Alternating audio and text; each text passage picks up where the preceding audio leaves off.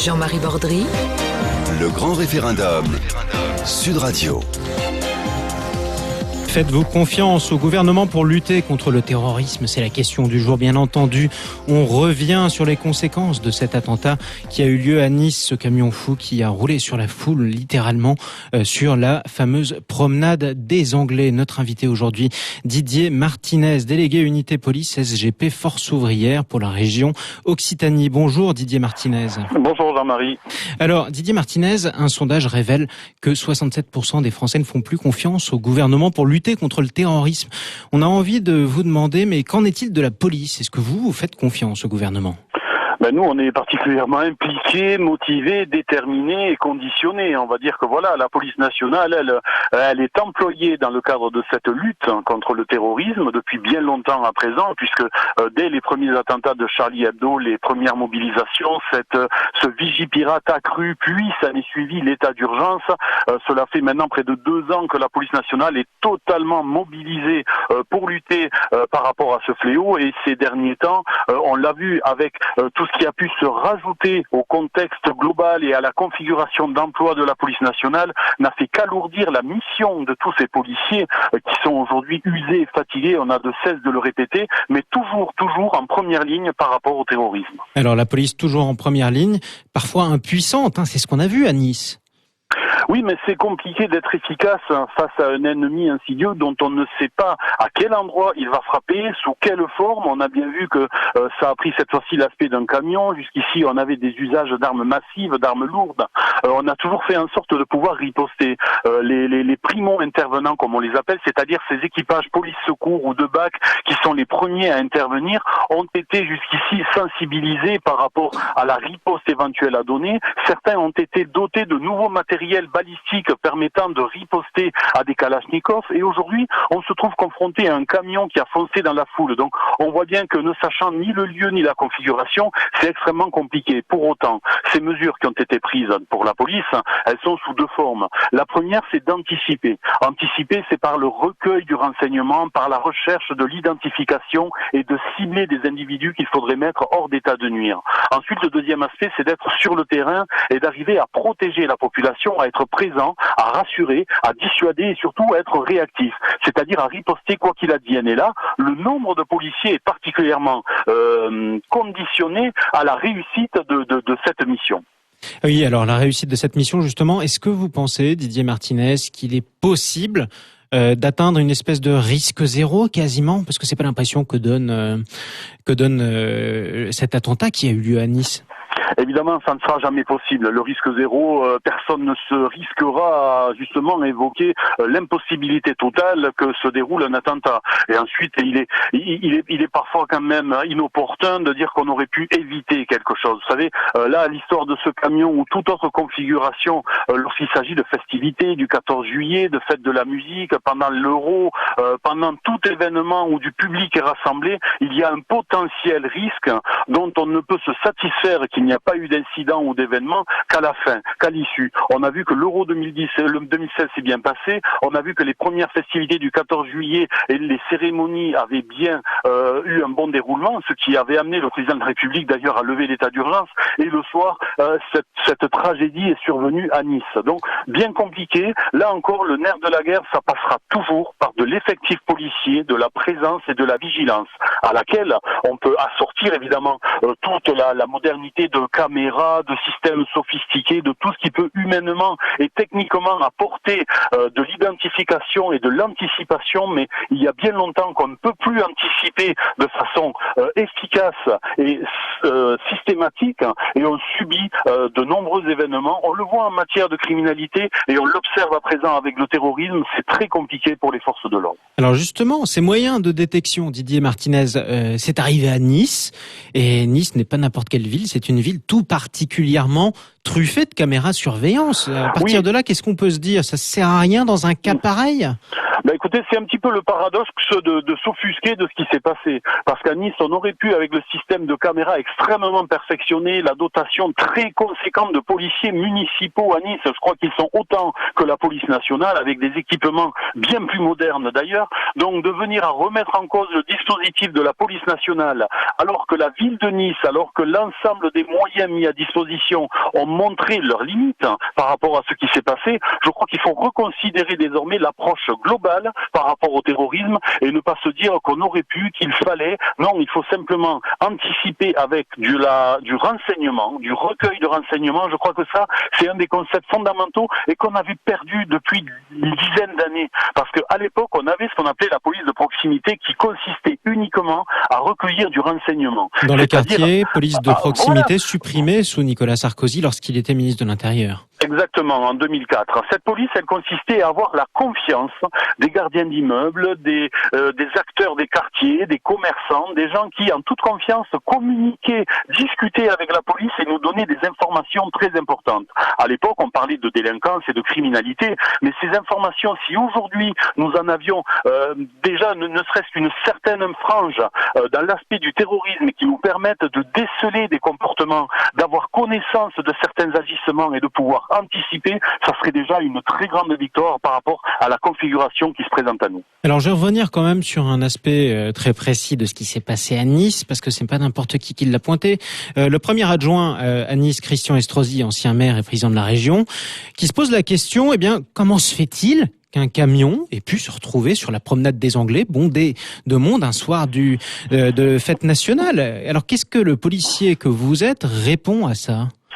On n'est pas dans une configuration où on a déjà eu un événement de ce genre. Imaginez que dans toutes les villes où il y a eu un 14 juillet, il aurait fallu mettre des blocs de béton ou des véhicules en travers de toutes les voies de circulation et bloquer tous les accès, non pas avec le barriérage traditionnel que tout le monde connaît. Les barrières qui sont mises en place le long de tous les événements en France vont désormais devoir être remises en question lorsqu'il s'agit de voies à bloquer. Et là, il faudra des blocs entiers de béton, une infrastructure. Mettre des véhicules pour bloquer l'accès, finalement. Oui, c'était le cas d'ailleurs à Toulouse. Oui, ça a été le cas à Toulouse, là où on peut le faire, mais vous savez, sur un secteur comme Jean Jaurès, comme la promenade des Anglais, avec 6-8 voies de circulation, des trottoirs, il faudrait une dizaine de véhicules mis bout à bout. Je pense que ça serait plus efficace de mettre des blocs de béton entre nous. Mais là, malgré que vous ayez même 10 ou 20 policiers à chaque entrée, un camion qui foncerait dessus, et même sur des véhicules, vous savez, les petites kangous qui équipent la police nationale ne feraient certainement pas le poids face à un choc à vive allure d'un 19 tonnes. Donc faut pas rêver non plus dans les préconisations. Non, je crois qu'il faut pas tout arrêter, c'est ce que vous nous dites en fait, Didier Martinez. Absolument, alors absolument. Si on ne peut pas tout arrêter, Didier Martinez, ça a été une réaction qui est revenue très souvent au lendemain de l'attentat sur Sud Radio, notamment de Samia Ghali, la maire d'arrondissement à Marseille et sénatrice socialiste des Bouches-du-Rhône, qui disait moi, à partir du moment où je ne suis pas certaine de pouvoir assurer la sécurité de mes citoyens, j'appelle à ce qu'on annule des rendez-vous, que ce soit des concerts, que ce soit des célébrations, des feux d'artifice. Est-ce que vous pensez qu'il faut atteindre le risque zéro, ou du moins tendre vers ce risque zéro, en annulant un événement à chaque fois qu'on aura un doute?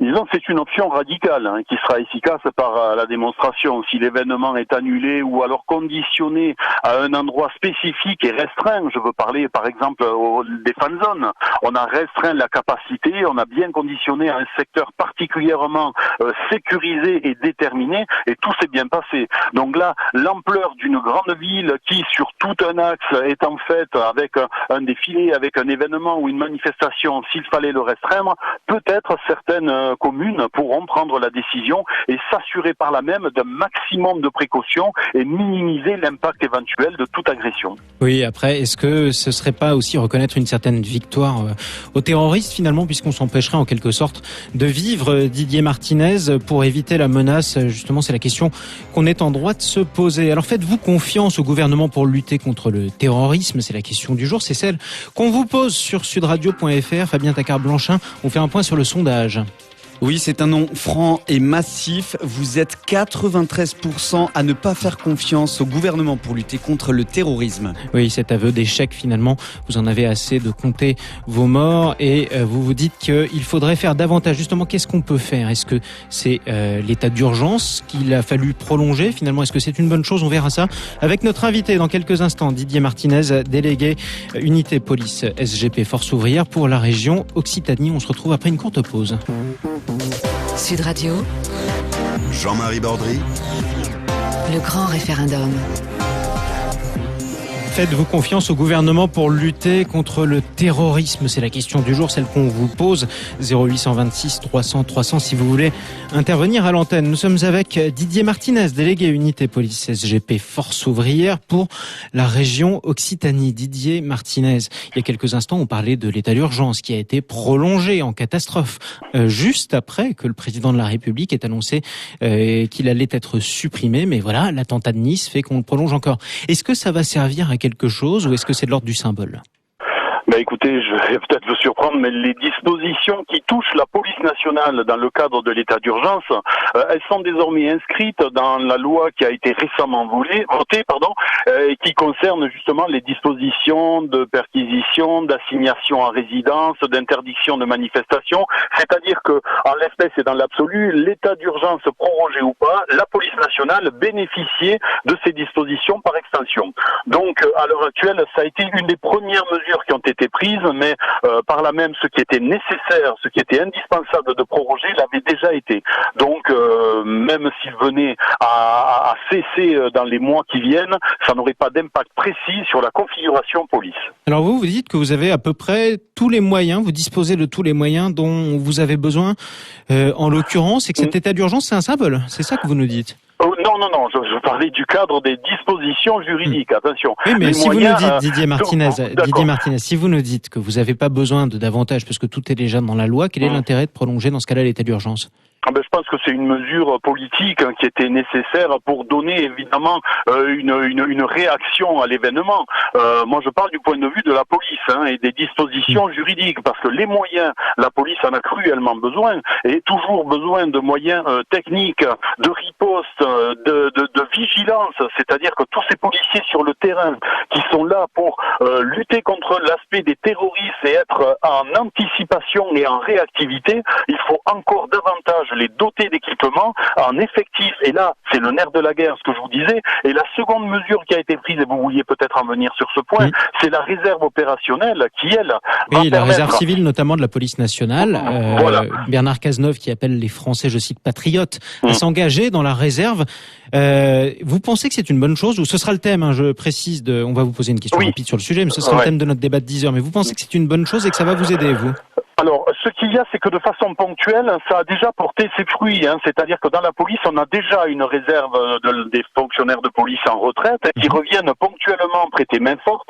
Et là, ça fonctionne. Ce sont des gens aguerris qui ont servi dans nos rangs, qui savent manier les armes et qui, lorsqu'ils reviennent, sont employés à des tâches, attention, qui ne sont pas forcément de premier plan sur la voie publique, mais des tâches secondaires dans lesquelles ils excellent parce qu'ils ont su les faire et ils suppléent, ils complètent parfaitement notre dispositif. Donc là, c'est quelque chose d'indispensable et d'essentiel. Maintenant, dans le long terme, je pense que la plus importante des options envisagées est de recruter des forces de police définitives et de manière systématique dans la police et dans la gendarmerie, mais l'option ponctuelle de réserve civile est une bonne option, surtout dans la période actuelle où les policiers sont particulièrement fatigués, usés et stressés des derniers mois qu'ils viennent de subir. Alors justement, Didier Martinez, on l'a entendu dire de très nombreuses fois, et en particulier de votre bouche, ces forces de police qui sont sur les rotules, qui ont suivi bien sûr les suites des attentats, qui ont accompagné difficilement ce mouvement contre la loi travail, qui ont sécurisé l'Euro 2016 et à présent, voilà que l'état d'urgence est encore prolongé. Jusqu'où vous pourrez aller ? Là, ça va être très compliqué. Là, il est vrai que cette mesure de faire appel à la réserve civile et citoyenne est opportune parce que les policiers, à présent, avec cet événement du 14 juillet, sont particulièrement perdus et un petit peu saturés et exaspérés de la configuration. Le plus dur, le plus gros impact, je vous dirais, ce sont les mouvements sociaux des semaines consécutives où ils ont été non seulement stigmatisés, mais blessés, violentés, malmenés. Des manifestations où on venait précisément pour casser du des flics, des semaines consécutives à avoir des blessés dans nos rangs, dans le contexte d'état d'urgence, des manifestations et une configuration Euro 2016 qui les a épuisés. Je dois dire qu'à l'heure actuelle, évidemment, beaucoup d'interrogations dans les rangs d'une police qui est vraiment saturée et exténuée, mais je dois dire, par rapport aux événements, toujours aussi déterminée, et on l'a vu à Nice, particulièrement motivée et efficace lorsqu'il s'agit d'une confrontation directe au terrorisme et dans le cadre de l'action parfaitement à la hauteur de sa mission.